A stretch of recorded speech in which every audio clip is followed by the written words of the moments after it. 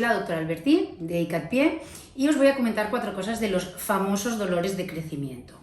Los dolores de crecimiento es una entidad benigna, autolimitada, de dolor en las piernas, en los niños y en las niñas. Benigno quiere decir pues, que no hay una enfermedad de base que nos tenga que preocupar, y autolimitado quiere decir que con el tiempo cede. Los dolores de crecimiento ya se describieron en 1823, un ortopeda francés, es decir, que hace mucho tiempo que es algo que les va sucediendo a los niños y a las niñas y que hace mucho tiempo que ya nos va preocupando tanto a los padres como a los ortopedas infantiles. La edad típica suele ser hacia los 8 o 10 años. Es raro encontrar niños más pequeños, aunque puede ser, y es raro también encontrar adolescentes con dolores de crecimiento, porque como os he empezado diciendo, suele ser autolimitado, es decir, conforme el niño ya se va acercando a la adolescencia, estos dolores suelen remitir. Es importante tener claro que los dolores de crecimiento es un dolor, es un diagnóstico, de exclusión. ¿Qué quiere decir esto? Que hemos de tener claro que no hay ninguna enfermedad de base, es decir, cuando viene un niño con dolores de crecimiento o aparentemente con dolores de crecimiento, tenemos que hacer un interrogatorio exhaustivo a los padres sobre cuándo se produce, la intensidad, con qué está relacionado, dónde se localiza, si en una pierna, si en las dos. Tenemos que hacer una exploración también exhaustiva, ver al niño caminar, explorar las articulaciones tanto de la cadera, de la rodilla, de los tobillos y por tanto tener claro que no hay nada debajo, es decir, que no nos esconde ninguna enfermedad. En el caso, evidentemente, que tengamos dudas, realizaremos exploraciones complementarias, que de entrada, normalmente, con una analítica y con una radiografía convencional será más que suficiente. No se tiene que hacer en todos los niños, ni analítica ni radiografía, se tienen que hacer en aquellos que consideremos que puede haber algo de base. ¿Y cuándo consideraremos que puede haber algo de base? Pues por ejemplo aquellos niños que nos digan que sobre todo les duele una pierna. Es decir, los dolores de crecimiento suelen ser bilaterales. Eso no quiere decir que les duelan los 2 pies o las 2 piernas en el mismo momento.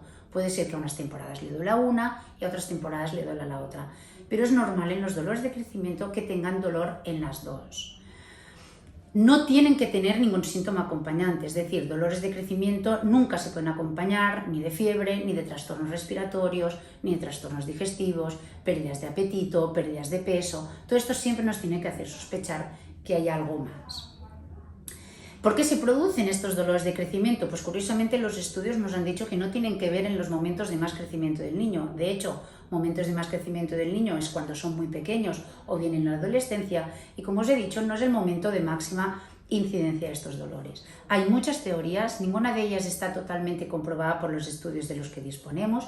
Quizás las más importantes son que pueda ser un factor mecánico por, digamos, sobrecarga muscular, esos días que el niño pues, ha trabajado más, ha hecho más deporte, se ha cansado más en general y de hecho muchos padres te lo dicen, que son los días que se quejan más.